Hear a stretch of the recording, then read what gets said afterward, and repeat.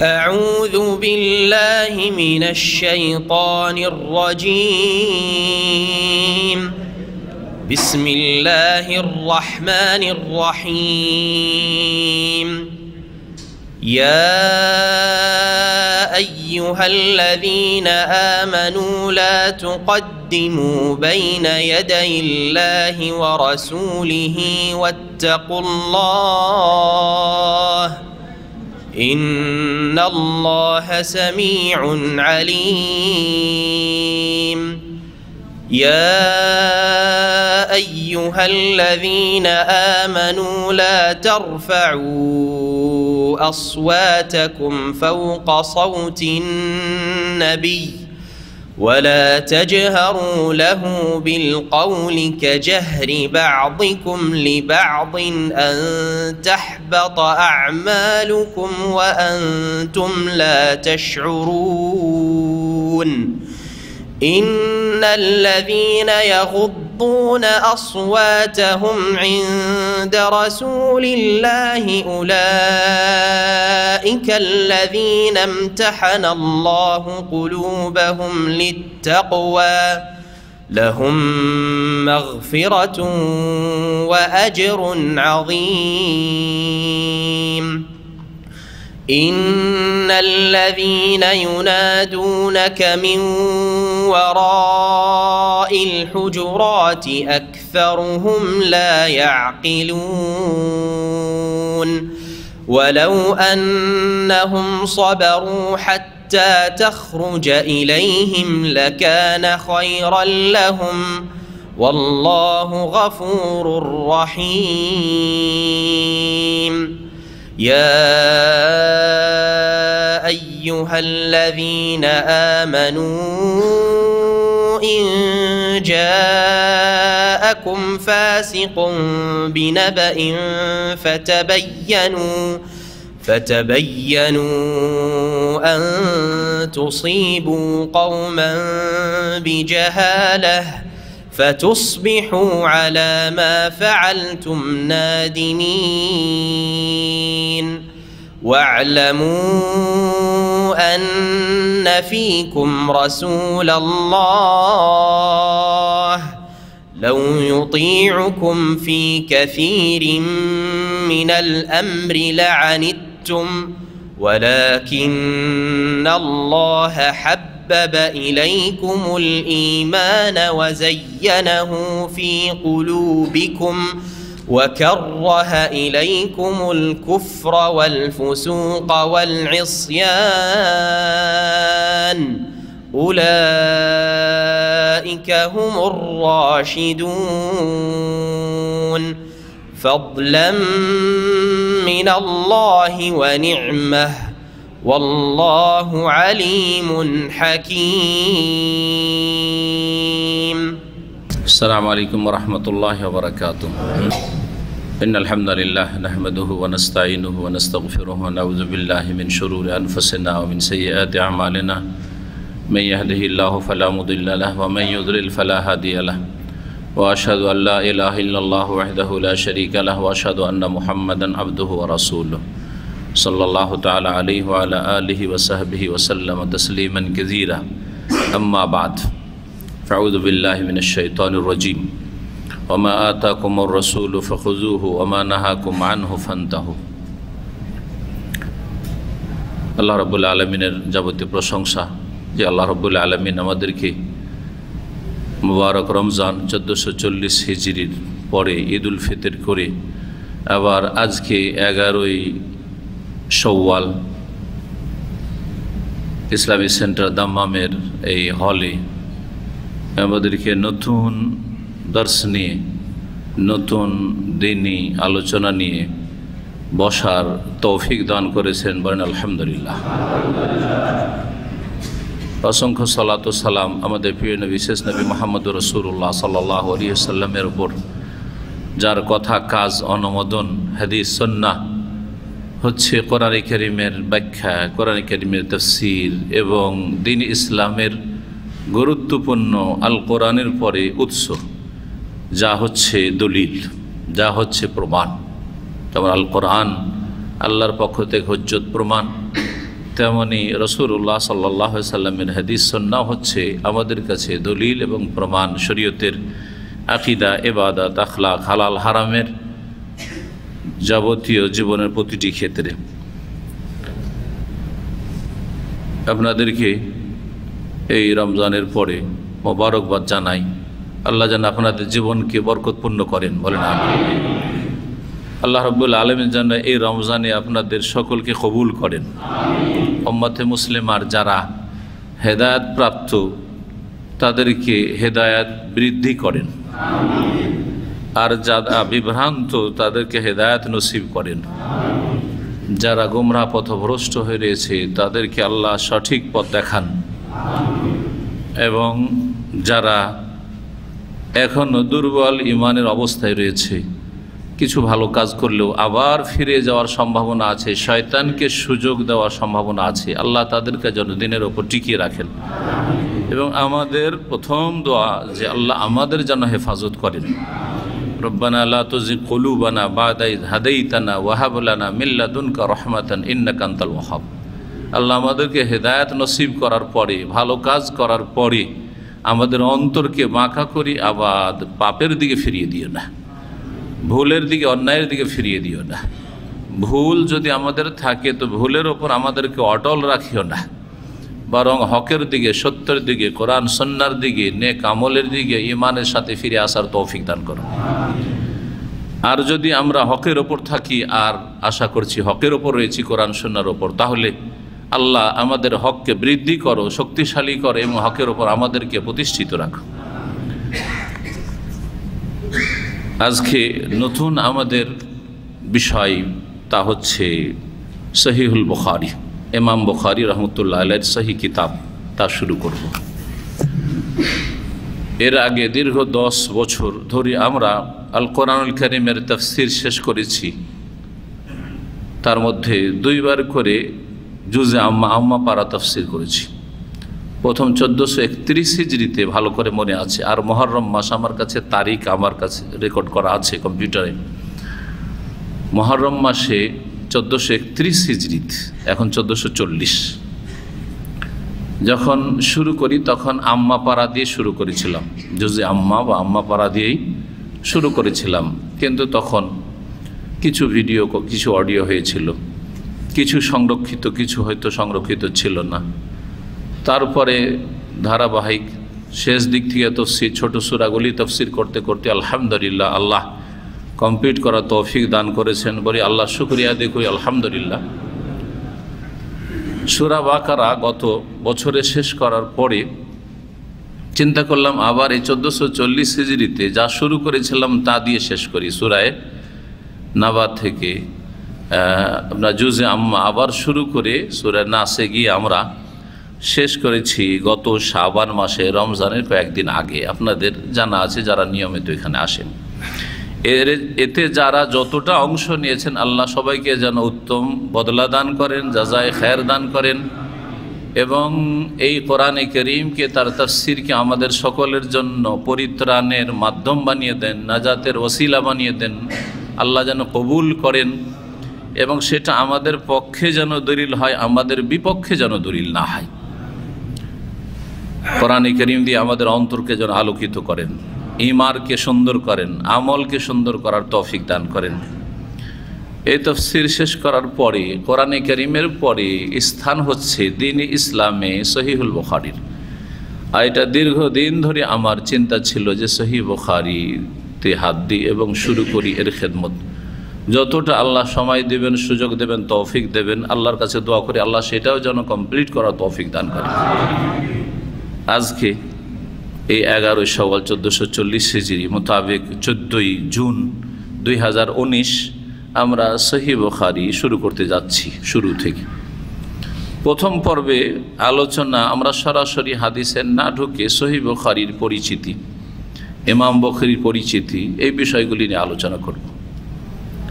রমজান পরে প্রায় 1 সপ্তাহ বন্ধ ছিল বা 10 দিন বন্ধ ছিল, আর তারপরে আপনার গোটা রমজানও প্রায় হলগুলো, এই বিশেষ করে এই হলটি বন্ধ থেকেছে, যার ফলে গরম হওয়া স্বাভাবিক, আর গরমে আপনাদেরকেও কষ্ট দিচ্ছে। আর তার চাইতে বেশি যে কথা বলছে তাকে আরও কষ্ট দিচ্ছে, তাই না? চুপচাপ শুনলেও যদি গরম লাগে তাহলে যে বলে তাকে কত গরম লাগতে পারে, তো বুঝতেই পারছেন। বাংলাদেশে দেখা যায় অনেক বক্তাদের পাশে দাঁড়িয়ে একজন হাত পাখা দিয়ে বাতাস করে না? কত দেখবেন, আছে না নেটে? তাও তো তাদের বিরুদ্ধে কেউ বলে না। তাদের বিরুদ্ধে কে বলছে? কোনোদিন কেউ লিখেছে যে কোন খাদেম নিযুক্ত করেছে বাতাস করতে আছে, তাই না? একটা কেউ তাদের বিরুদ্ধে বলে না। কিন্তু আমার যদি এখানে ছাদে এসি চলে, ওয়ালে এসি চলে, তবু আমার বিরুদ্ধে কত বলছে। কেন? আমার সাথে টাকা পয়সার কোনো ঝগড়া আছে? হ্যাঁ, পারিবারিক কোনো ঝগড়া দ্বন্দ্ব আছে? হ্যাঁ, সামাজিক কোনো দ্বন্দ্ব আছে? হ্যাঁ, দ্বন্দ্ব থাকলে কি দ্বন্দ্ব আছে? দ্বীনি দ্বন্দ্ব আছে, তৌহিদ আর শিরকের ঝগড়া আছে, সুন্নত আর বিদাতের ঝগড়া দ্বন্দ্ব আছে, হক এবং বাতিলের ঝগড়া আছে, সহি ইসলাম এবং ভুল ইসলামের ঝগড়া আছে। বোঝা গেছে? আখেরাতমুখী ইসলাম আর গদিমুখী ইসলামের ঝগড়া আছে। আসল ঝগড়া এগুলিতে আছে। সুতরাং বিষয়টি বোঝার চেষ্টা করবেন। আপনারা কেউ যখন বাতাস করতে আসেনও, তবু আমি নেব না, আলহামদুলিল্লাহ। যদি কেউ হাত পাখা নিয়ে এখানে বাতাস করতেও আসে, তবুও নেব না, আলহামদুলিল্লাহ। এমন মানসিকতা আছে। আল্লাহ যেন এসব থেকে হেফাজত করেন। আর দীর্ঘ সময় শিক্ষকতা করেছি। যখন শেখ সালিমান আমাদের ছোট ছাত্র ছিল, তারা নিচে প্রাইমারির ছাত্র ছিল বা উচ্চ মাধ্যমিকের ছাত্র ছিল, মাদ্রাসায় মুতাওয়াসিতা অর্থাৎ প্রথম ক্লাস দ্বিতীয় ক্লাস এগুলোতে পড়তো। তখন আমরা পড়িয়েছি, সেই সময় সহিহ বুখারীও পড়িয়ে এসেছি, আলহামদুলিল্লাহ। সবচাইতে বেশি বিরোধী আমি ছিলাম ওই সব শিক্ষকদের মধ্যে যারা ছাত্রদের থেকে সেবা নেওয়া, খেদমত নেওয়ার চরম বিরোধী। বাংলাদেশে বা ভারতে জানেন যে আমাদের দেশের যত বেদাতি মাদ্রাসা, এমনকি সহি আকীদার মাদ্রাসাতেও এক শ্রেণীর আলেম সমাজ রয়েছে, তাদের চরিত্র হচ্ছে ছাত্রদের থেকে খেদমত নেওয়া। গোসলের পানি চেপে দেবে, তো উজুর পানি এনে দেবে, তো বাথরুমে পানি রেখে আসবে, বাথরুমটা সাফ করে আসবে, আর তারপরে আপনার কি বলছে, হাত পাও টিপে দিবে আউযুবিল্লাহ, স্ত্রীর মতো করে আউযুবিল্লাহ, আর তারপরে আরও কত কি করবে। হ্যাঁ, এই করতে গিয়ে চারিত্রিক পদস্খলন ঘটে অনেকের। আল্লাহ এসব থেকে হেফাজত করেন এবং মাদ্রাসাগুলিকে এসব নাপাকি থেকে এবং এই খাদেম হিসাবে ছাত্রদের ব্যবহার করা থেকে আল্লাহ যেন পাক পবিত্র করেন। আর একদিন এসব অসৎ আলেম সমাজদেরকে বা যারা চরিত্রের ক্ষেত্রে সৎ নয় তাদেরকে, হয়তো আকীদা বা আমলে কিছু ভালো আছে আর শিরক বিদআত অধিকাংশদের মধ্যে আছে, তো সৎই কী করে বলবো, তো এদেরকে আল্লাহ যেন সঠিক বুঝটা দান করেন। তার ছেলেরা যদি আর কারো এইভাবে খেদমত করে, কখনো হয়তো সেটা মেনে নেবে না। কিন্তু ওই সব ছেলেরাও তো কারো ছেলেই, তাদের মা আছে, বাপ আছে, সেই ছেলেগুলোকে তারা লেখাপড়ার জন্য পাঠিয়েছে, আপনাদের খেদমত করার জন্য পাঠায়নি। কাজের ছেলেও না বাড়ির আপনার, আর এগুলো আপনাদের জন্মজুরও না, আর এগুলো খাদেমাও না, হ্যাঁ, দাসীও না। সুতরাং তাদের সাথে ওই আচরণটাই করা উচিত, যে আচরণ আপনার ছেলে মেয়ের সাথে অন্যরা করুক, অন্য শিক্ষকরা করুক, যেটা আপনি চান একজন বাপ হিসাবে, মা হিসাবে। আল্লাহ যেন বুঝার তৌফিক দান করেন। তো আমাদের যদি এখন এসি চলে, তবুও গায়ের জ্বালা, হ্যাঁ, মাঠে নামতে পারে না, হ্যাঁ, মাঠে নামার সাহস হয় না। তো মাঠে নামানটা দুই রকম, এর আগে আপনাদের শুনিয়েছি না। একটা মাঠে নামা হচ্ছে যে মিটিং মিছিল বিক্ষোভ করা, ধর্মঘাট স্ট্রাইক করা, আর গাড়ি জ্বালানো, আর রাস্তাঘাট আর অফিস আদালত ভাঙচুর করা। এই মাঠে নামায় বিশ্বাসী বেদাতিরা, কথা বোঝা গেছে না? এই মাঠে নামায় বিশ্বাসী আমরা নয়, কারণ এটা ইসলাম নয়, এটা হচ্ছে পশ্চিমা বিধান, পশ্চিমা মানবরচিত বিধান। মানবরচিত বিধানের বিরুদ্ধে বলে, আবার মানবরচিত বিধানের তারা কাঁদেন, তাতেই তারা তার বাস্তবায়নকারী তারা। এই মাঠে নামা ইসলামে নেই আসলে। যে ভাঙচুরের মাধ্যমে আর মিছিল, মিটিং, বিক্ষোভ, আন্দোলন এসব করে বিপ্লব নিয়ে আসা, পরিবর্তন ঘটা, এটা ইসলাম সমর্থন করে না। ইসলাম শান্তির দিন, শান্তির মাধ্যমেই মানুষের ইসলাহ করে, তালিম করে, তরবিয়ত করে। আমরা কি করি? তালিম করি মানে শিক্ষা দিই, তরবিয়ত করি মানে প্রশিক্ষণ দিই, হ্যাঁ, আর কি করি? ইসলাহ করি মানে সংশোধন করি। ইন উরিদু ইল্লাল ইসলাহ মাস্তাতাতু মা তৌফিক ইল্লা বিল্লাহ। শুআয়ব আলাইহিস সালাম, জি, আম্বিয়া রসুলগণ সবাই আমাদের জন্য আদর্শ, এবং সমস্ত নবী রসুলগণের লক্ষ্য উদ্দেশ্য এবং তাদের দাওয়াতের কর্মপদ্ধতি একই রকম ছিল মৌলিক বিষয়গুলিতে। তার মধ্যে একটি হচ্ছে সংশোধন করা। ইন উরিদু ইল্লাল ইসলাহ, তিনি বলছেন যে আমি শুধুমাত্র সংস্কার আর সংশোধন চাই। মাস্তাতাতু, যতটা পারবো, যতটা আল্লাহ ক্ষমতা দিয়েছেন যথাসাধ্য। ওমা তৌফিক ইল্লা বিল্লাহ, এবং আল্লাহ ছাড়া আমার তৌফিক দাতা, শক্তি সামর্থ্য দাতা আর কেউ নেই। আল্লাহ যতটা ক্ষমতা দিয়েছেন দেবেন, ততটা আমি সংশোধন করব। তাহলে দ্বীন ইসলাম কি শিখায়? তালিম শিখায়, ভালো করে শুনুন, শিক্ষা শিখায়, তরবিয়ত শিখায়। এই জন্য ওয়ালাকিন কুনু রব্বানিন, আল্লাহ বলছেন তোমরা কি হও? রব্বানি, তরবিয়তকারী হয়ে যাও। তরবিয়ত থেকে রব্বান, জি, রব মানে তরবিয়তকারী, প্রতিপালনকারী। লালন পালন করা বাচ্চাদের, এটাকে তরবিয়ত বলা হয়। হ্যাঁ, তো মানুষকে তরবিয়ত দাও, প্রশিক্ষণ দাও, মানুষকে মানুষের মতো করে গড়ে তোলা, এটা হচ্ছে তরবিয়ত।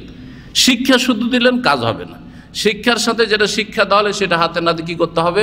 সেটা প্রশিক্ষণ দিতে হবে, প্র্যাকটিক্যাল বাস্তবায়ন করাইতে হবে। এটা হচ্ছে তরবিয়ত। আর কি বিশ্বাসের মাধ্যমে, যে আমি যা শিখলাম বিশ্বাস করি, হ্যাঁ, আমলের মাধ্যমে যা শিখলাম তার কর্ম করি, সে অনুযায়ী কর্ম করি, এবং সেটাকে পৌঁছে দেওয়ার মাধ্যমে, সেটা প্রচার প্রসারের মাধ্যমে, যে যা শিখেছি, যার প্রশিক্ষণ নিয়েছি, যেটা আমি যা আমল করছি, সেটা মানুষের কাছে পৌঁছে দেওয়ার মাধ্যমে, যেটা ইসলাহ। নিজের ইসলাহ করে, ইসলাহুন নাফস, ইসলাহুল গায়র, অন্যের ইসলাহ করা। ইসলাম সংশোধন নিজের করার পরে যখন অন্যের ইসলাম সংশোধন করবেন, কাছের থেকে শুরু করবেন, সেটার নাম হচ্ছে দাওয়া। সেটার নাম কি?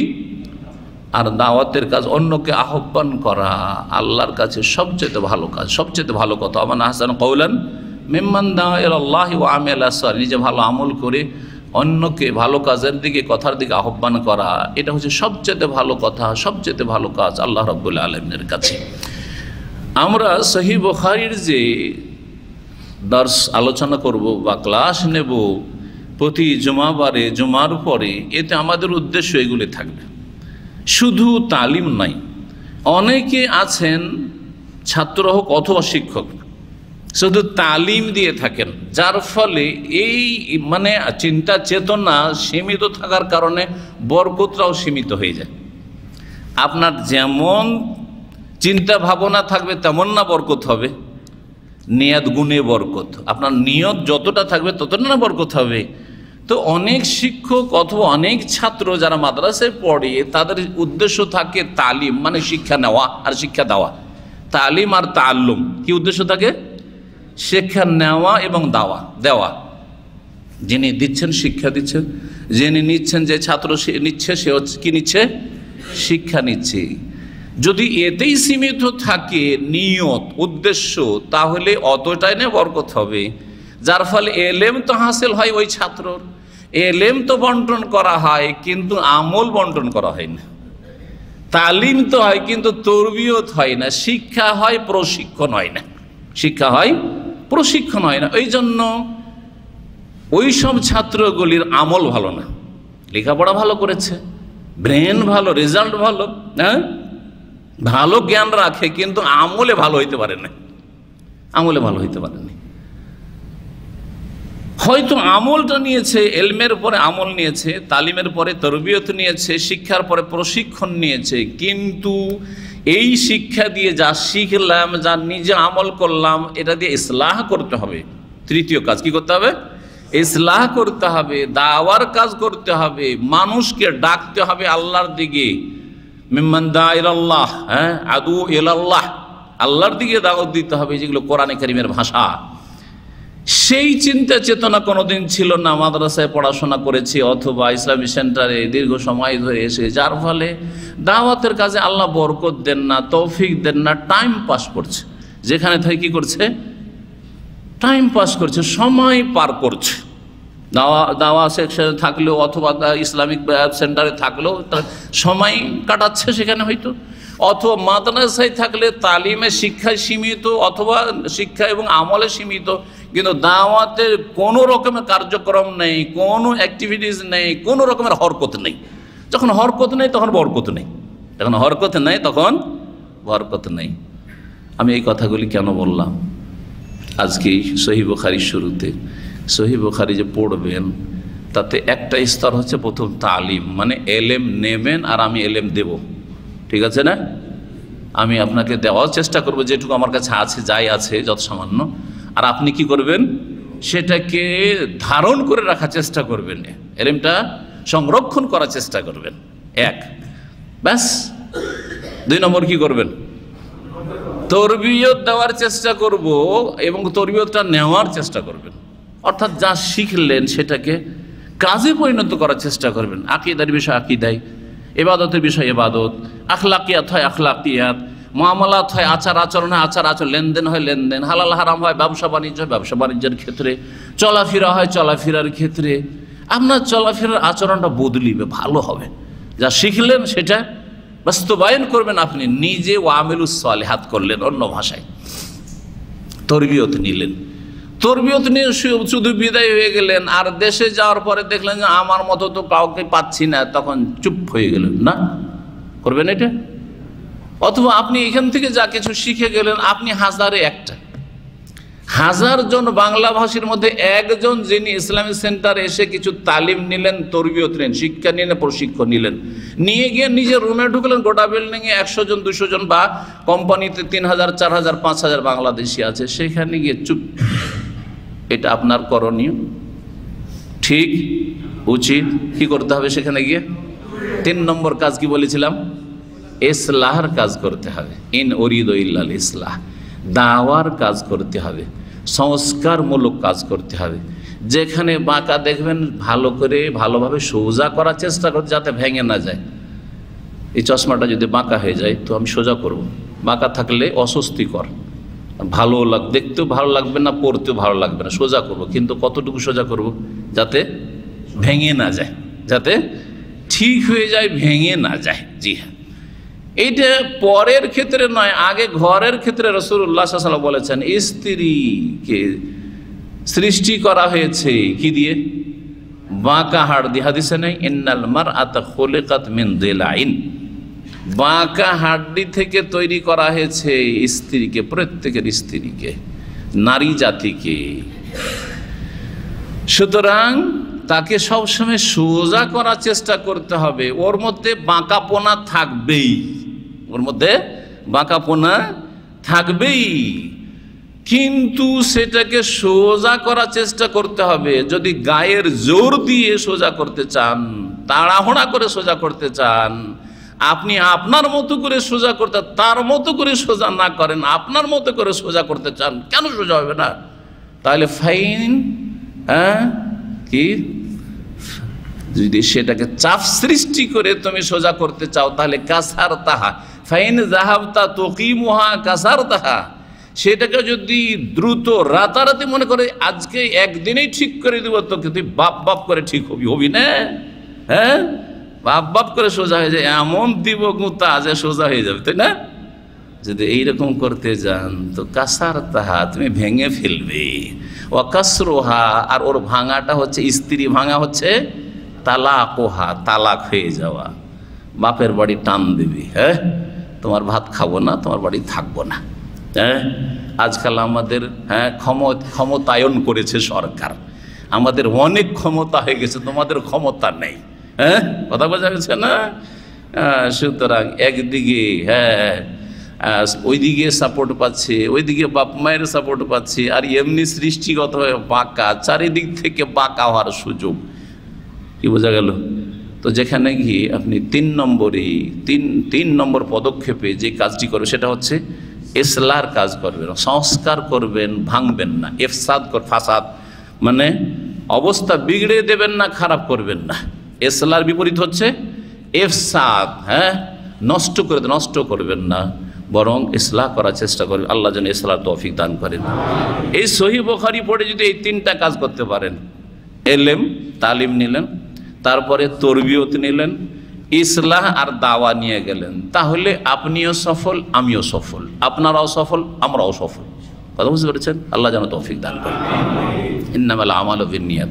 এই জন্য সহিহ বুখারীর প্রথম হাদিসই হচ্ছে এটি হাদিস, ইন্নামাল আমালু বিন্নিয়াত। নিয়তটা আপনার শুধু শিক্ষা নেওয়া না, নিয়ত তার সাথে সাথে আমি শিক্ষা নিয়ে প্রশিক্ষণ নেব, প্রশিক্ষণ নিয়ে আমি জাতিকে উদ্ধার করব, জাতির কল্যাণ করব, দেশের কল্যাণ করব, আমার বংশধরের কল্যাণ করব, আমার সমাজের কল্যাণ করব, আমার দেশবাসীর কল্যাণ করব, বাংলাভাষী জাতির কল্যাণ করব, ইত্যাদি ইত্যাদি, সারা বিশ্বের মানবতার কল্যাণ করব। যেমন যার নিয়ত থাকবে সেই রকমই আল্লাহ কি করবেন? বরকত দান করবেন। আল্লাহ যেন বোঝার তৌফিক দান করেন। আমাদের এই হাদিসের দর্শ অত লম্বা করব না। আমরা তাফসিরে অনেক সময় দেখেছি যখন দীর্ঘ সময় লেগে যাচ্ছে, শেষ হচ্ছে না, তখন টান দেওয়ার জন্য আপনাদের অনেকের মনে আছে যে যখন আমরা লম্বা সময়, জোহর পরে শীতকালে জুমার পরে তো বেশি সময় থাকে না, তো 1 ঘন্টারও তফসির আছে আবার আমাদের, তাই না? 1 ঘন্টার নিচে কোনো তফসির না, 1 ঘন্টা 10 মিনিট, বেশিরভাগ 1 থেকে 1.25 ঘন্টা আছে। আবার যখন গ্রীষ্মকালে এসছে তখন 2-2.5 ঘন্টা টাইম পেয়ে যায়, সেই জন্য এমন আমাদের তাফসির আছে যেগুলো কাছাকাছি 2 ঘন্টা, 2-4-5 মিনিট কম, 2 ঘন্টা, 1.25-2 ঘন্টা করে। অনেক তফসির আছে যেগুলোর পর্ব হচ্ছে 1.25-2 ঘন্টা, 1.5 ঘন্টার ওপরে প্রায়। তো আমরা 1.5 ঘন্টাও যাব না। হাদিসের এই দর্শ আমরা সংক্ষেপে চালাবো, যতদিনে আল্লাহ তৌফিক দান করেন। আল্লাহ যদি নসিবে রাখেন শেষ করে, সেটাই নিয়ত রাখি আল্লাহ যেন শেষ করার তৌফিক দান করেন, যেখানেই হোক না কেন। আর যেটুকু করব আল্লাহ যেন কোয়ালিটি ভালো করার তৌফিক দান করেন।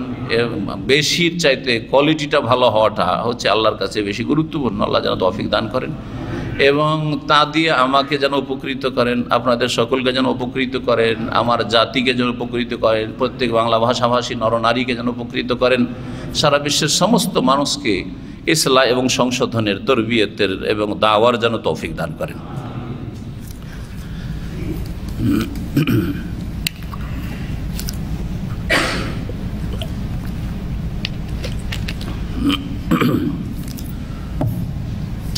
প্রায় আধা ঘন্টা হয়ে গেছে, আর খুব বেশি আধা ঘন্টা, আমরা 1 ঘন্টা দর্শ দেবো। তারপরে অনেকের প্রশ্ন থাকে, আমরা চেষ্টা করব 15 মিনিট হলেও প্রশ্ন উত্তর দেওয়ার। আজকে না, আজকে গরম, যখন পরিবেশটা শান্ত হয়ে যাবে ইনশাআল্লাহ তাআলা আমরা আস্তে আস্তে কী করব, 15 মিনিট 20 মিনিট প্রশ্ন উত্তরের জন্য রাখবো। আর 1 ঘন্টার বেশি আলোচনা করব না, তাতে যতটাই হোক।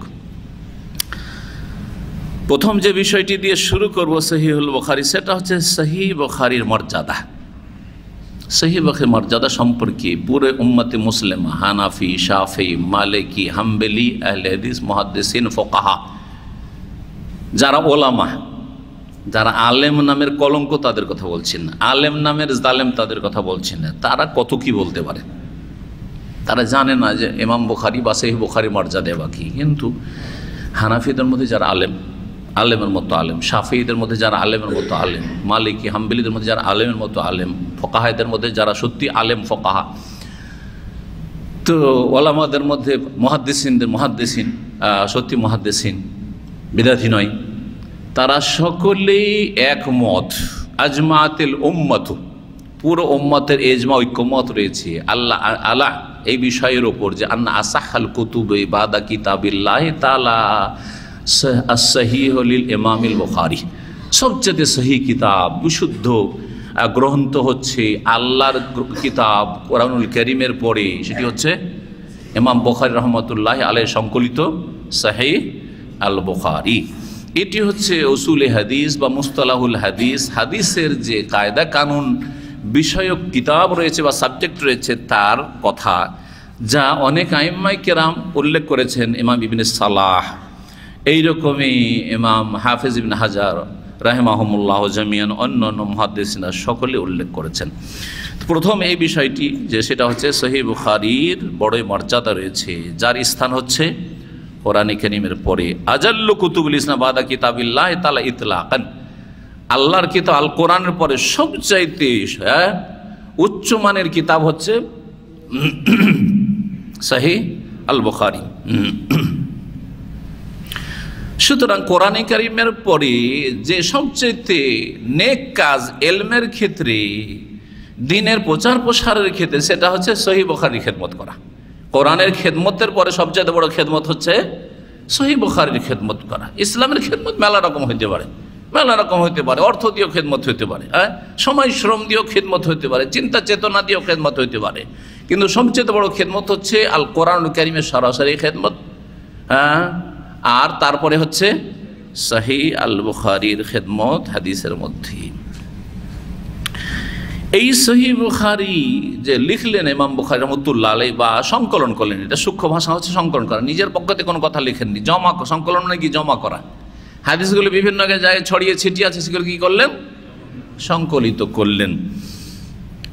এই সংকলিত করার জন্য তাকে কোন বিষয়টি উদ্বুদ্ধ করলো, উৎসাহিত করলো, এই কাজটি তার ব্রেনে কি করে আসলো, এই মর্মে তিনটি কথা উল্লেখ করেছেন ওলামারা। একটি হচ্ছে যে তিনি দেখলেন যখন হাদিস মুখস্থ করলেন, অনেক হাদিস শিখলেন, হাদিসের জ্ঞান অর্জন করলেন, দেখলেন যে হাদিস এখন সব একাকার হয়ে রয়েছে। সহিহ হাদিস, হাসান হাদিস, জয়ীফ জাল হাদিস সব একাকার হয়ে রয়েছে।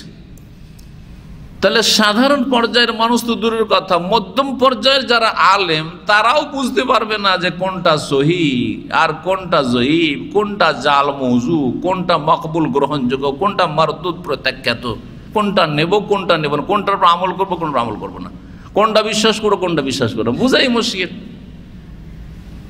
তার মনে এই কথা আসলো যে এমন একটি কিতাব আমি সংকলন করি যাতে শুধু সহিহ হাদিসগুলি থাকবে, যে পড়বে সহিহ নবী করিম সাল্লাল্লাহু আলাইহি ওয়াসাল্লাম থেকে প্রমাণিত বিশুদ্ধ সূত্রে হাদিসগুলি পেয়ে যাবে, যেগুলি আল্লাহ রসুলের কথা, এগুলো আল্লাহ রসুল সাল্লাল্লাহু আলাইহি সাল্লামের কাজ, এগুলো হচ্ছে তার অনুমোদন, সুন্নাহ। এই একটি কারণ। দ্বিতীয় কারণ হচ্ছে তার এই কাজে উৎসাহিত হওয়ার, যা তিনি নিজেই উল্লেখ করেছেন। তার ওস্তাদ ছিলেন আমিরুল মুমিনিন ফিল হাদিস, বলা হয়তো তাকিউ, ইমাম ইসহাক ইবনে ইব্রাহিম আল হানজালি ইবনে রাহওয়াই বা রাহউইয়া, দুই রকম পড়া যায়। এর সংক্ষেপে তার নাম হচ্ছে ইমাম ইসহাক ইবনে রাহওয়াই বা রাহউইয়া। জি হ্যাঁ, রাহউইয়া নাম শুনেছেন কেউ? জি। ইমাম আহমদ রাহমাহুল্লাহ, যে চার ইমামের একজন ইমাম, বড় মুহাদ্দিস ছিলেন, ইমাম বুখারীর ওস্তাদ, তার সহপাঠী ছিলেন ইমাম ইসহাক। অনেকগুলি মাসলা মাসাইলের ক্ষেত্রে যখন অনেক ওলামা ফোকাহাদের মতামত ছিল, তখন তো এই চার মাযহাবের চারটাতে সীমিত ছিল না, অনেক আইম্মা কেরামদের অনুসারী ছিল এবং অনেক আইম্মা কেরামদের ফিকহ আর ইজতিহাদ ছিল। তখন ইমাম আহমদের সাথে অনেক মাসাইলে দেখবেন যে এই মতটি পোষণ করেছেন ইমাম আহমদ এবং ইমাম ইসহাক।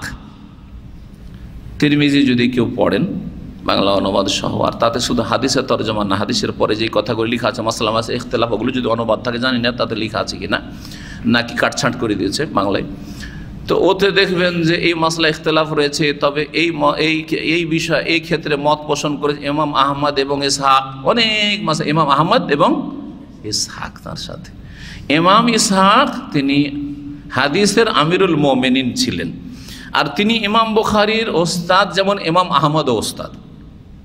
জি, বড় মানুষের বড় ওস্তাদ হয়, তাহলে বড় হওয়া যায়। তো ইমাম আহমদ রাহমাহুল্লাহর সহপাঠী এবং ইমাম বুখারী রাহমাহুল্লাহর ওস্তাদ ছিলেন ইমাম ইসহাক ইবনে রাহউইয়া। তিনি একবার বললেন যে লাউ জামাতুম কিতাবান মুখতাসারান লিসাহিহ সুন্নাতে রাসূলিল্লাহ, ছাত্রদেরকে সম্বোধন করে বললেন যে তোমরা যদি একটা কাজ করতে পারো তো ইসলামের বড় একটা খেদমত হয়। কি? সেটা হচ্ছে তোমরা যদি রাসূলুল্লাহ সাল্লাল্লাহু আলাইহি ওয়াসাল্লাম সুন্নাহ সম্পর্কে সহিহ সুন্নাহগুলি সংকলন করতে পারো, সহিহ সুন্নাহগুলি যদি একত্রিত করতে পারো, সহিহ হাদিসগুলি একত্রিত করতে পারো। কারণ যেই সংকলনগুলি আছে সেগুলিতে সব কি আছে, একাকার হয়ে আছে, সহিহ জয়ীফ মওযু সব রকম আছে। শুধু সহিহ হাদিস যদি জমা করতে পারো। ইমাম বুখারী বলেন, এই কথাটি যখন আমাদের ক্লাসে দর্শে বললেন, হাদিসের দর্শে, ইমাম ইসহাক আমার ওস্তাদ, ফাওয়াকা যালিকা ফি কলবি, আমার মনে এটা গেঁথে গেল যে কাজটা আমি করি। সবার দ্বারা সব কাজ হয় না, তাই না? যে সবাইকে সব কাজের তৌফিক আল্লাহ দেন না। ইমাম বুখারী রাহমাতুল্লাহ আলাইহির মনে গেঁথে গেল এই কাজটি করতে বদ্ধপরিকর হইলেন। তৃতীয় বিষয় যা তাকে উৎসাহিত করেছিল ইমাম বুখারীর এই সহিহ বুখারী সংকলনে, তা হচ্ছে ইমাম বুখারী রাহমাতুল্লাহর স্বপ্ন। ইমাম বুখারী রাহমাতুল্লাহ আলাইহির কি স্বপ্ন? স্বপ্ন মানুষকে অনেক সময় উৎসাহিত করে। স্বপ্ন কি করে? উৎসাহিত করে। জি, অনেকে স্বপ্ন দিয়ে হেদায়েত হয়েছে। আপনাদেরকে একটা শোনাবো না, হয়তো পার্সোনাল শোনাবো, কেউ যদি কোনো সব বসেন। এইখানে দাম্মাম ইসলামিক সেন্টার আছে, এইরকম লোক আছে যে স্বপ্ন দেখে এসে হেদায়েত হয়েছে। 25 বছর 30 বছর থেকে ফ্যামিলি নিয়ে থাকে, কখনো ইসলামিক সেন্টার আসেনি, হেদায়েত হয়নি, কিন্তু একটা স্বপ্ন দেখেছে, সেই স্বপ্ন তার হেদায়েতের কারণ হয়েছে, ইউটার্নের কারণ। আর স্বপ্ন দেখার পর ইসলামিক সেন্টারে ছুটে এসছে, আসার পর আলহামদুলিল্লাহ নিয়মিত দার্সে আসে, জানি না আজকে ওই ভাই আছে কিনা, কিন্তু মাঝে মাঝে আসে, এরকম অনেক আছে বিভিন্ন জায়গায়। এরকম কাকে যে কোনটা দিয়ে আল্লাহ কি কোথায় পৌঁছে দেন আল্লাহ ভালো জানেন। ইমাম বুখারী রাহিমাহুল্লাহর বিষয়টি হেদায়েতের বিষয় ছিল না, কিন্তু এই যে সহিহ বুখারী সংকলনের বিষয়টির পিছনে কাজ করেছে তার একটি স্বপ্ন কি ছিল বলছেন তিনি বর্ণনা করেছেন, রাআইতুন নবিয়্য সাল্লাল্লাহু আলাইহি সাল্লাম ফিল মানাম, আমি নবী সাল্লাল্লাহু আলাইহি সাল্লামকে স্বপ্নে দেখলাম। ওয়া কান্নী ওয়াকিফুন বাইনা ইয়াদাইহি, আমি নবী সাল্লাল্লাহু আলাইহি সাল্লামের পাশে দাঁড়িয়ে আছি আর নবী সাল্লাল্লাহু আলাইহি সাল্লাম বসে আছেন। ওয়া বিয়াদি মিরওয়াহাতুন আযুব্বু বিহা আনহু, আর আমার হাতে একটা হাত পাখা আছে। মিরওয়াহা মানে কি? পাখা। ওটাকে মিরওয়াহা বলে যেটা, কিন্তু ওটা হচ্ছে অন্য ফ্যান, আমরা এটাকে পাখা ফ্যান বলছি, আর এটা হচ্ছে আমাদের পাখা, কারণ আমাদের দেশীয় পাখা, তাই না? হাতে একটা পাখা আছে ইমাম বুখারীর, পাখা দিয়ে তিনি কি করছেন, নবী সাল্লাল্লাহু আলাইহি ওয়াসাল্লামকে বাতাস করছেন। আর বাতাস করার মাধ্যমে শুধু ঠান্ডা পৌঁছাচ্ছেন না, গরমে, বরং ওই মাছিগুলি এদিক সেদিক ভ্যান ভ্যান করছে, মাছি তাড়াচ্ছেন, আযুব্বান, মাছি তাড়াচ্ছে। সুবহানাল্লাহ, রাসূলুল্লাহ সাল্লাল্লাহু আলাইহি ওয়াসাল্লাম গায়ে যাতে মাছি না বসতে পারে, মাছি তাড়াচ্ছে, আযুব্বান। ফাজাহারা মিন তাবিরিহি, এর তাবির মানে বিবরণ চাইলেন কোন একজন মুআব্বিরের কাছে। বিবরণে তাকে বলা হলো যে তোমার দ্বারা আল্লাহ এমন খেদমত নেবেন যেই খেদমতে তুমি রাসূলুল্লাহ সাল্লাল্লাহু আলাইহি ওয়াসাল্লামের পক্ষ থেকে ডিফেন্সের কাজ করবে, মন্দকে দূর করবে, অনিষ্টকে, খারাপকে প্রতিহত করবে নবী সাল্লাল্লাহু আলাইহি ওয়াসাল্লাম থেকে। নবী করিম সাল্লাল্লাহু আলাইহি ওয়াসাল্লামের নামে জাল জয়ীব কথা ঢুকানো হবে, নবী সাল্লাল্লাহু আলাইহি ওয়াসাল্লামের নামে দুর্বল কথা আর ছড়াছড়ি হবে, আর জাল আর জয়ীব হাদিসের ভিত্তিতে বহু শিরক বিদআত মুসলিম উম্মতে জন্ম নেবে। আর মুসলিম উম্মাহ যেসব শিরক বিদআতগুলি পয়দা হয়েছে তার পিছনে অনেক কিছু কাজ করেছে, তার মধ্যে মুখ্যভাবে কাজ করেছে সেটা হচ্ছে জাল জয়ীব হাদিসের ছড়াছড়ি। প্রত্যেকটি শিরক এবং বেদাতের পিছনে কিছু জাল জয়ীব হাদিস পাবেন। আর রাজনৈতিক অসৎ ক্ষমতা পাবেন, কাজ করেছে, রাজনৈতিক সাপোর্ট পেয়েছে, মাজারপন্থীরা, সুফিরা, বেদাতিরা, মিলাদিরা, আর তারপরে তখন এই শিরক বেদাতে ছড়াছড়ি হয়েছে। এটা দ্বিতীয় কারণ। যদি রাজনৈতিক সাপোর্ট তারা না পেত আর জাল জয়ীফের ছড়াছড়ি না হইতো, তাহলে অনেক শিরক বেদাত থেকে মুসলিম জাতি মুক্ত থাকত। আর আরেকটি কারণ হচ্ছে ওলামাসু, অসৎ পেট পূজারী ওলামা, ধর্ম ব্যবসায়ী ওলামা, দেখছে মিলাদে অনেক ইনকাম আছে, খতমে অনেক ইনকাম আছে, কোরআন খানি বক্সানে তো অনেক ইনকাম আছে, বেতন আমার 10,000 টাকা দিতে হবে কি, মাসে লাখ টাকা ইনকাম করে এসব করে, যার ফলে তারা বিদআতগুলিকে টিকিয়ে রাখে। তো যখন এর তাবির করা হলো তখন আন্নাহু ইয়াযুব্বু আনহু সাল্লাল্লাহু আল কাযিব, বলা হলো যে তুমি নবী সাল্লাল্লাহু আলাইহি ওয়াসাল্লাম থেকে মিথ্যাগুলিকে দূর করছো। এই পাখা দিয়ে কি করছো? মাছি দূর করা মানে নবী থেকে মিথ্যা কথাগুলিকে, মিথ্যা হাদিস যেগুলি ছড়াছড়ি সেগুলিকে তুমি দূর করবে, এই খেদমত তোমার দ্বারা হবে। স্বপ্নটা তাকে উৎসাহিত করলো যে একটা সহিহ কিতাব কি করি, সংকলন করি, যাতে সব সহিহ হাদিস থাকবে আর মানুষ সহজে সেই হাদিসগুলির উপরে আমল করতে পারবে শিক্ষা দিয়ে। ফাহাজা আইযান মিম্মা হামালাহু আলা ইখরাজিহি। দ্বিতীয় যে বিষয়টি ভূমিকাতে, সেটা হচ্ছে যে এই সহিহ বুখারীর নামটা কি? ইমাম বুখারীর নাম না, এই তার কিতাবের নাম কি? কে বলতে পারেন দেখি? কোনদিন শুনেছেন কেউ? আমরা কি বলি? আচ্ছা, দেশি নামটা বলেন তো সহিহ বুখারীর। বুখারী শরীফ, দেশি নাম হচ্ছে বুখারী শরীফে আছে, এটা দেশি নাম।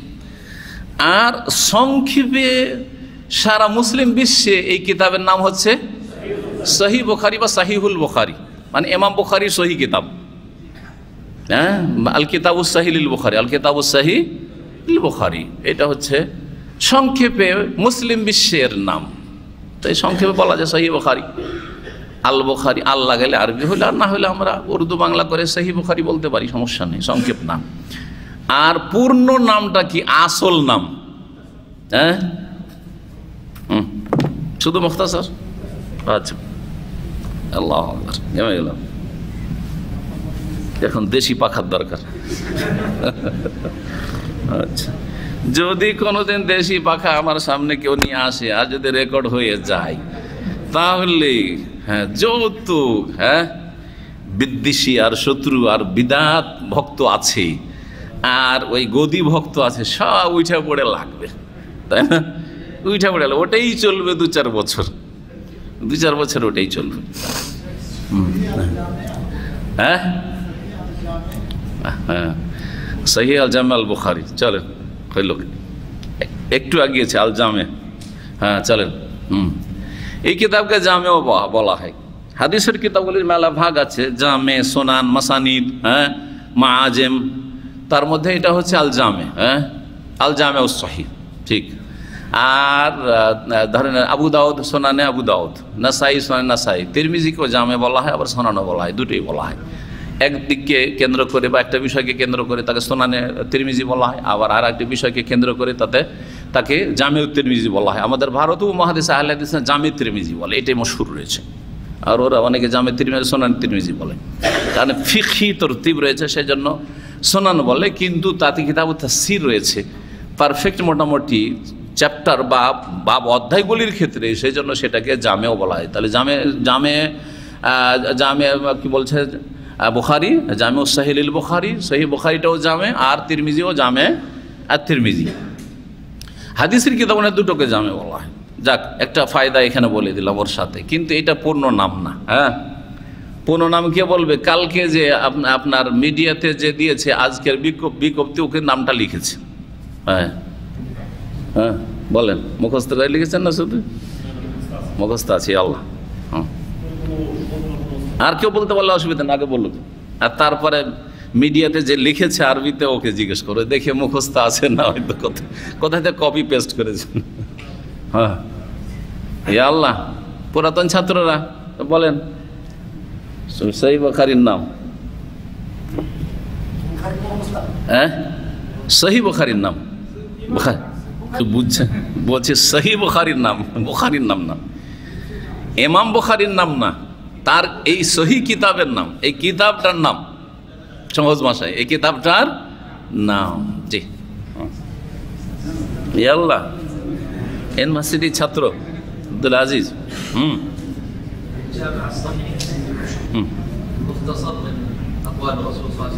আল মুসনাদ, আল মুসনাদ, হ্যাঁ হ্যাঁ হ্যাঁ, সোনানি ওয়াইয়ামি। জি হ্যাঁ, প্রায় হয়ে গেছে। হ্যাঁ, হয়ে গেছে। এই ক্ষেত্রে দুটো নাম এসছে। ইমাম বুখারীর কিতাব সম্পর্কে যে লিখনীগুলি আছে বিভিন্ন ওলামাদের, আইম্মাদের, তাতে দুইভাবে একটু পার্থক্যের সাথে নামটা এসছে, পূর্ণ নাম আপনাদেরকে শোনাই। বলছেন তাই এখানে ভাষ্যকার, আম্মা তাসমিয়াতুন নাসি কিতাবাহু হাযা বিসাহিহিল বুখারী, আম জনগণ মুসলিমদের এই কিতাবকে সহিহুল বুখারী বলে থাকে। আমরা কি বলে থাকি? তাহলে সহিহুল বুখারী বলাটা হচ্ছে আম জনগণের ভাষা। তা আম জনগণের মধ্যে আমরাও সাধারণ মানুষ বলে থাকি সংক্ষেপে। ফাহুয়া গায়রু মাখতারাহুল বুখারী লিসমিহি, কিন্তু ইমাম বুখারী এই নাম তিনি চয়েস করেননি, তার পক্ষ থেকে নাম না। হ্যাঁ, ঠিক না? তার নাম কি ছিল? তিনি যে নামটি চয়ন করেছেন সেটা হচ্ছে হুয়া আল জামে আস সাহিহ আল মুসনাদ মিন হাদিসে রাসূলিল্লাহ সাল্লাল্লাহু আলাইহি ওয়া সুনানিহি ওয়া আইয়ামি। কি? আল জামে আস সাহিহ আল মুসনাদ মিন হাদিসে রাসূলিল্লাহ সাল্লাল্লাহু আলাইহি ওয়াসাল্লাম ওয়া সুনানিহি ওয়া আইয়ামিহি, এটার নাম এইভাবে এসছে। ওয়াফি রিওয়ায়া আর একটি বর্ণনা এসছে একটু পার্থক্যের সাথে, যেমন বললাম যে দুই রকমভাবে এসছে।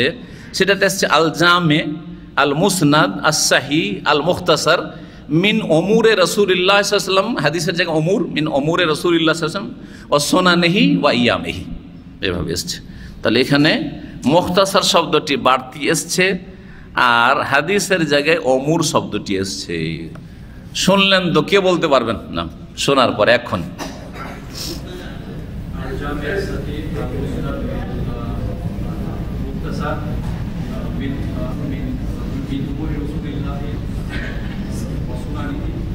ওয়াইয়ামি, সোনানি ওয়াইয়ামি, এটা দ্বিতীয় নাম। প্রথম নামটা ছিল মুখতাসার বাদ দিয়ে আর হাদিস দিয়েছিল আল জামে। এটা কে বলবে?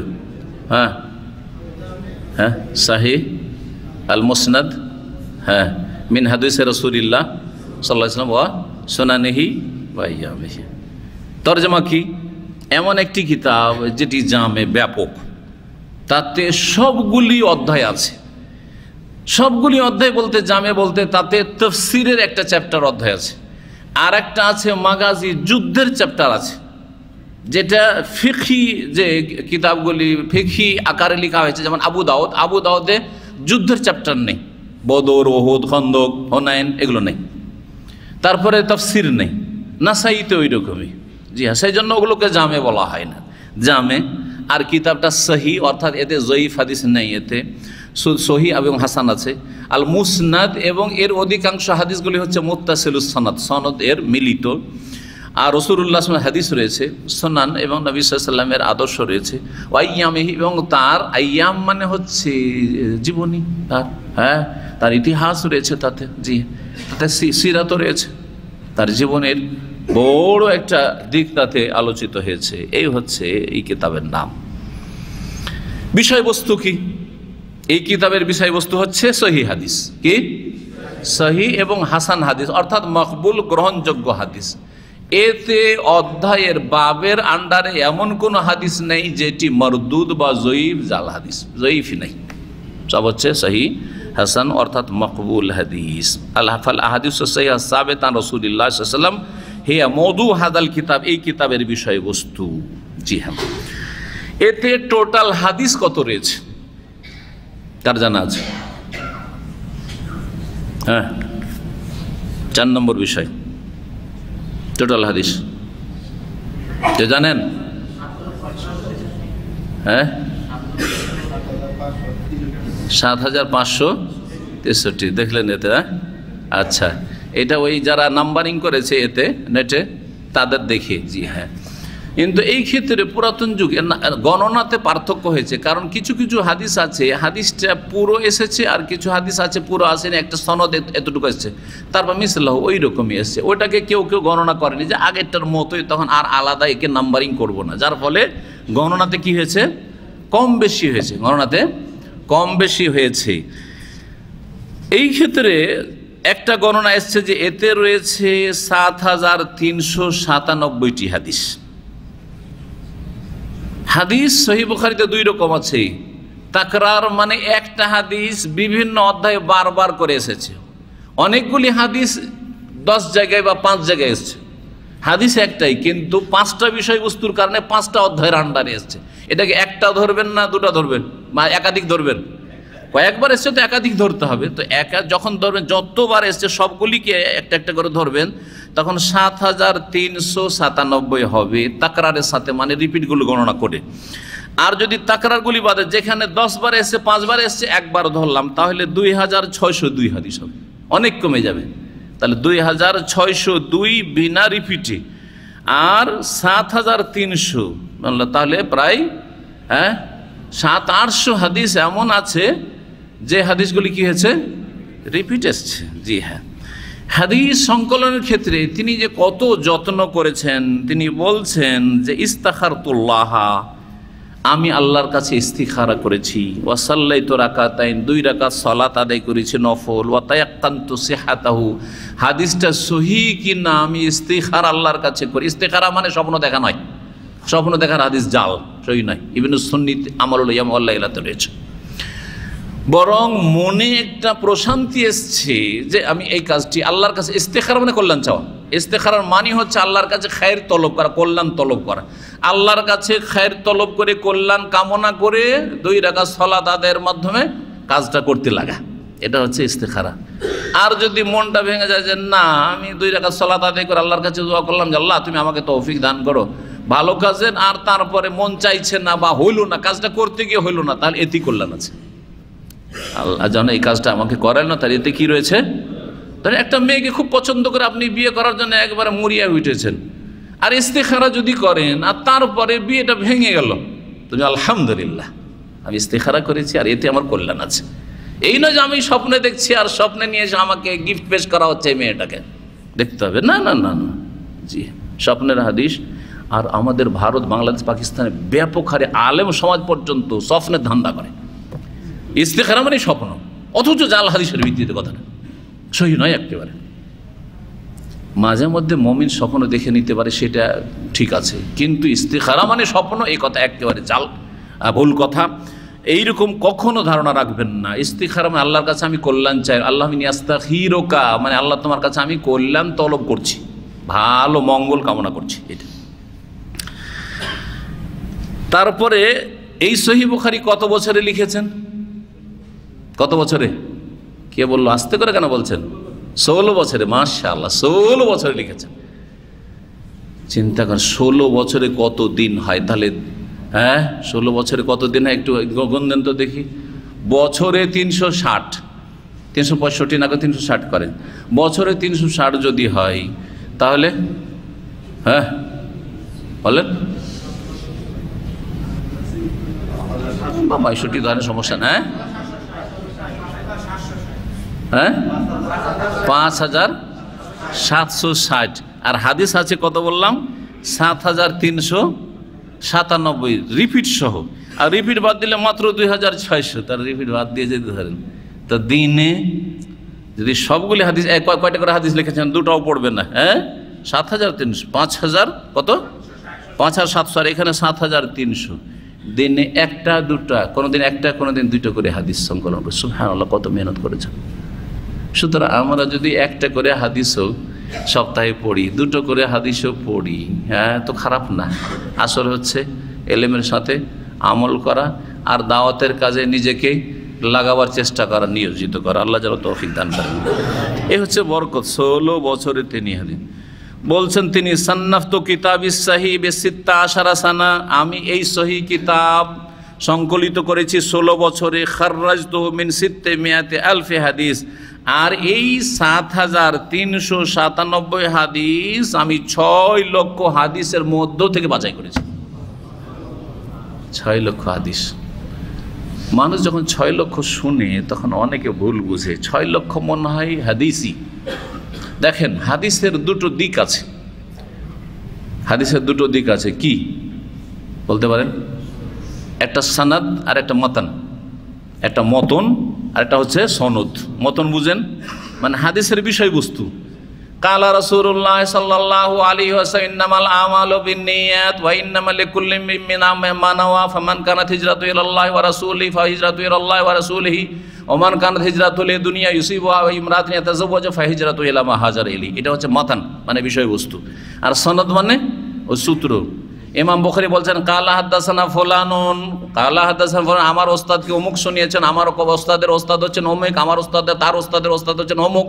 আর তারপরে তখন জোহরি, হ্যাঁ, আন মালিক আনিজ জোহরি আন ফুলানিন সাহাবী, তারপরে কালা রাসূলুল্লাহ সাল্লাল্লাহু আলাইহি ওয়াসাল্লাম। এটা হচ্ছে কি? সনদ। তো এই যে বর্ণনাকারীদের যেটা সিলসিলা, পরম্পরা, এটাকে কি বলা হয়? সানাদ বলা হয়। জি হ্যাঁ, একটা বিষয়বস্তুর সানাদ অনেক সময় 10টা 20টা 50টা 200-400টা থাকতে পারে।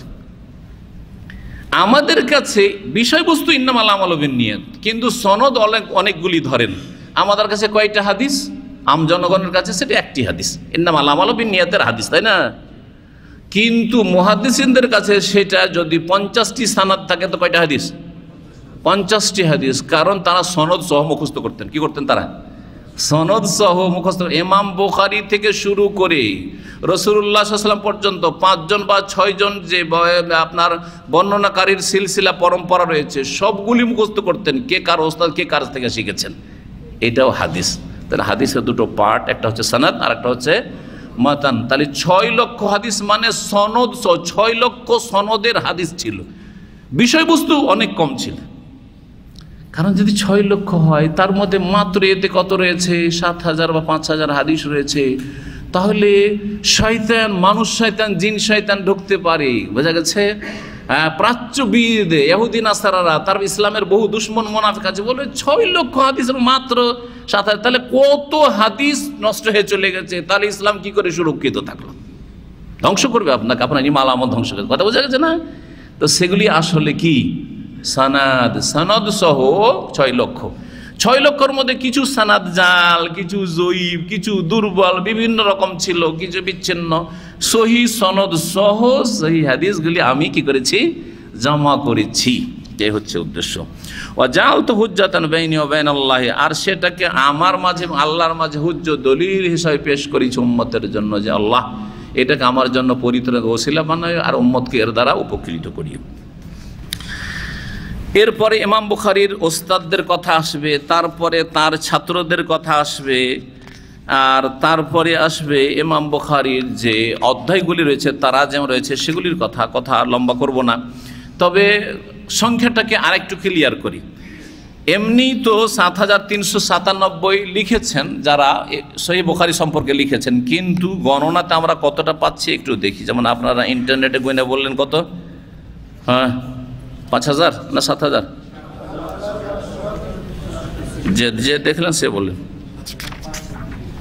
7,563। মাশাআল্লাহ, গণনা ঠিক আছে। আমার এইখানে আছে 7,563। 7,563 তাওহীদ প্রকাশনী বাংলা ওইটা, আর আরবিটা তারা নিয়েছে।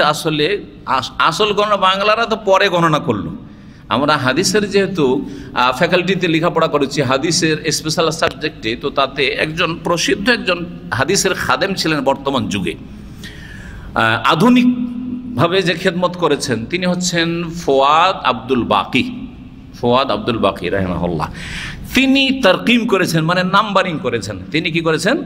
নাম্বারিং করেছেন। তার নাম্বারিংটা কি অধিকাংশ পরের লেখকরা কি করেছে? ফলো করেছে। আজকে 50-60 বছরের মধ্যে বলছি, এই 50-60 বছরের মধ্যে নাম্বারিং যেটা হয়েছে সেটা হচ্ছে আল্লামা ফোয়াদ আব্দুল বাকি রাহিমাহুল্লাহ, এবং তার নাম্বারিংয়ে 7,563টি হাদিস। 7,563টি হাদিস। জি হ্যাঁ, এই হচ্ছে হাদিসের সংখ্যা। আর কথা লম্বা না করে এখানে রেখে দিলাম ইমাম বুখারীর সংক্ষিপ্ত জীবনী, এবং যে বিষয়গুলির কথা বললাম ইমাম বুখারী ওস্তাদ, শাগির্দ, ছাত্র, সামান্য কিছু এই সম্পর্কে আগামী সপ্তাহে আলোকপাত করি, আর তারপরে সপ্তাহে ইনশাআল্লাহ তাআলা প্রথম হাদিস থেকে আমরা দর্স শুরু করার চেষ্টা করব। ওয়া জাযাকুমুল্লাহু খাইরান ওয়া সাল্লাল্লাহু আলা নবিয়িনা মুহাম্মদ ওয়া আলা আলিহি ওয়া সাহবিহি আজমাইন। স্বপ্ন আপনার মনের শান্তি নিয়ে আসতে পারে। ভালো স্বপ্ন দেখলে মন্দ না, কিন্তু স্বপ্ন ইসলামের দলিল না। ভালো করে বুঝলেন না? ধরেন আপনি আসার জন্য ভিসার কাজ করছেন সৌদি আরব বা হজে, উমরাতে, আর স্বপ্নে দেখছেন যে আপনি এসে কাবার তওয়াফ করছেন, তো মনে একটা শান্তি হবে না যে ইনশাল্লাহ যাব, আর যাওয়ার যে নিয়তটা করেছি এটা করেই ফেলবো, তাই না? আর পিছপা হবো না। চাকরির জন্য একটা ভিসা খুঁজছেন, আর ওই সময় স্বপ্নে দেখছেন যে দাম্মামে এসে ডিউটি করছেন, বা দাম্মামে ডিউটি করতে ইসলামিক সেন্টারে এসে এখানে দার্সে হাজির হয়েছেন, যদি স্বপ্নে দেখেন। তা আপনি এটা থেকে কি আপনি নেক ফাল নেবেন না? আপনি যে লক্ষণটা ভালো, আমার এই কাজটা ইনশাল্লাহ সম্পাদিত হবে, আর আমি সেখানে গিয়ে কর্মক্ষেত্রে লাগবো, নেবেন না আপনি? এটা হচ্ছে কি ইস্তিনাস বলা আরবিতে, সেটা দলিল নয়, কিন্তু সেটা থেকে একটা ভালো লক্ষণ নেওয়া যে কাজটা আমি করে যাই, যেটা করতে লেগেছি পিছপা না হয়ে করে যাই। কথা বলছেন? আমার জীবনে একটা স্বপ্ন, আপনার খাবার দাবার দেন, আমার জীবনে একটা স্বপ্ন আপনাদেরকে বলি। মদিনা ইউনিভার্সিটিতে স্টুডেন্ট হয়ে লেখাপড়ার বড় একটা চাহিদা ছিল জীবনে, ছাত্র জীবনে। একটা বছর বা 2টা বছর যে মেহনত করেছি, রাত দিন, কখন যে উঠতাম কখন পড়তাম জানি না। যখন ঘুম ভাঙতো কেতাব নিয়ে বসে যেতাম, আর যখন ঘুম আসতো ঘুমিয়ে যেতাম। মানে কোনো টাইম ছিল না যে এই সময় ঘুমাইতে আর এই সময় জাগতে হবে, এরকম কিছু ছিল না। পড়াশোনা করেছি আলহামদুলিল্লাহ। ওই রকম পড়াশোনা আর করা হয় না আসলে। জি হ্যাঁ, তো একটা নিয়ত ছিল যে আমি উচ্চশিক্ষা লাভ করবো, সে মদিনা ইউনিভার্সিটি জামে ইসলামিয়াতে যে। তো যখন এইরকম মানুষের নিয়ত থাকে তখন নানান স্বপ্ন দেখে মানুষ, নানান স্বপ্ন। ওর মধ্যে একবার স্বপ্ন দেখলাম প্লেনে উঠছি, দেখলাম প্লেনে উঠছি। আমার ওস্তাদ একজন স্বপ্নের তাবির করতেন, রাইসুল আহারান নদী, স্বপ্নের তাবির করতেন। ওকে যা জিজ্ঞেস করলাম, ওনার বাসাতে চলে গেছে, নামাজ পড়ে সাথে সাথে বাসা পর্যন্ত চলে গেলাম। তো বাসাতে বসাইলেন, আমি আর একজন ছাত্র ছিলাম আমাদের এলাকার, উনি অন্য লাইনে গিয়ে প্রফেসর হয়ে গেছেন, এখন প্রিন্সিপাল, এক কলেজের প্রিন্সিপাল। আমার ক্লাসমেট কলেজের প্রিন্সিপাল হয়ে গেছে, অন্য লাইন ক্রস করে।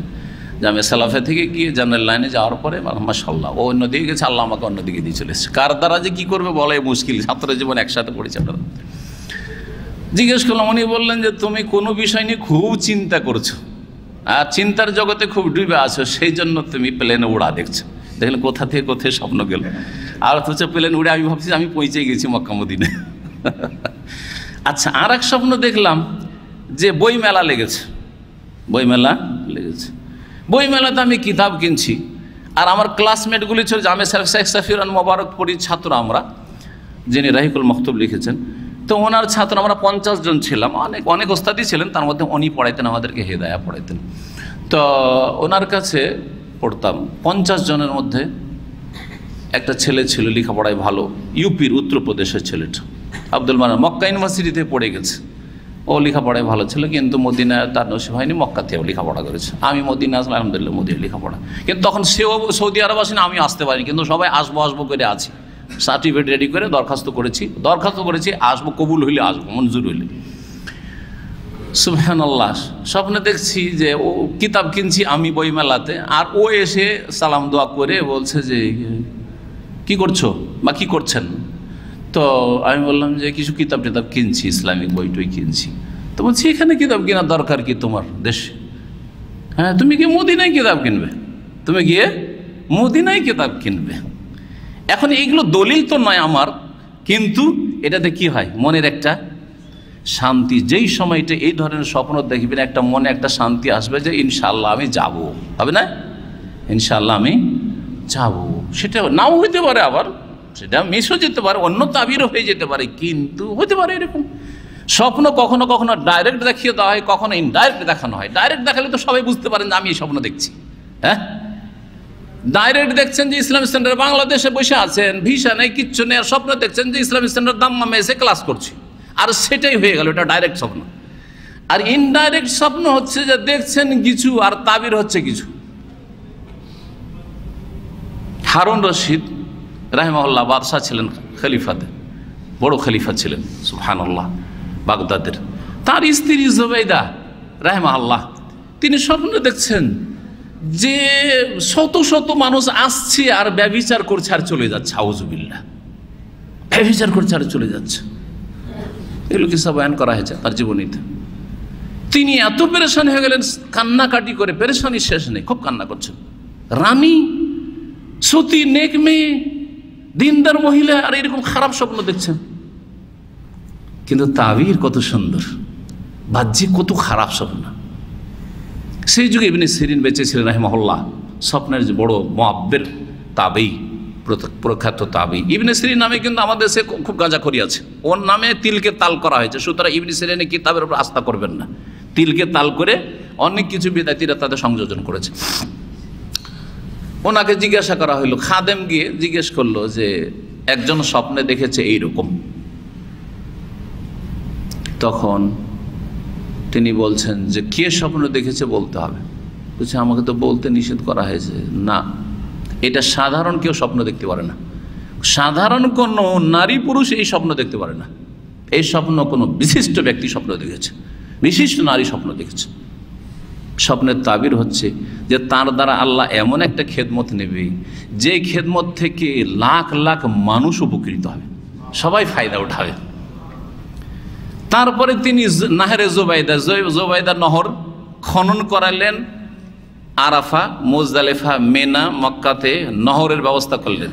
বছরের লাখ লাখ হাজি আসে আর ওখান থেকে মিষ্টি পানি পায়, পানি খায় ওখান থেকে। হাজার হাজার লাখ লাখ মানুষ হাজিরা পানি খেয়ে যায়, ভালো মানুষরা পানি খেয়ে যায়, পানির ব্যবস্থা করে দিলেন। হাজিদের পানির ব্যবস্থা হইল জোবাইদা রাহিমাহুল্লাহকে দিয়ে, বাদশাহ হারুন রশিদের স্ত্রীকে দিয়ে। আর স্বপ্ন কত খারাপ, তো কখনো এরকম হইতে পারে। এই জন্য খারাপ স্বপ্ন দেখলে কখনো বিব্রত হবেন না। অনেকে কিন্তু আমার মা মারা গেছে আজকে, খুব কান্নাকাটি করছে, বাপ মারা গেছে কান্নাকাটি করছে, হ্যাঁ আমি নিজেই মরে গেছি কান্নাকাটি করছে। না না না, পেরেশান হবেন না আপনি। যদি খারাপ লাগে স্বপ্ন, তো আপনি আল্লাহর কাছে পানাহা চাইবেন। আল্লাহুম্মা ইন্নী আসআলুকা খাইরাহা ওয়া খাইরা মা ফিহা ওয়া আউযু বিকা মিন শাররিহা ওয়া শাররি মা ফিহা, বা আল্লাহুম্মা ইন্নী আসআলুকা খাইরা হাযিহি রুয়া ওয়া খাইরা মা ফিহা ওয়া আউযু বিকা মিন শাররি হাযিহি রুয়া ওয়া শাররি মা ফিহা। দোয়া মুখস্থ না থাকে নিজের ভাষায় দোয়া মুখস্থ করার চেষ্টা করেন, বাকি দোয়া করবেন। স্বপ্ন এক কথা ইসলামের উৎস নয়। স্বপ্ন দেখেন আল্লাহর ওলি শুয়ে আছে আর মাজার বানিয়ে দিলেন, এগুলো হচ্ছে বিদাতীদের ধর্ম, এগুলো হচ্ছে শিরক বিদাতকারীদের ধর্ম, এগুলো হচ্ছে ভণ্ডদের ধর্ম। কথা বোঝা গেছে?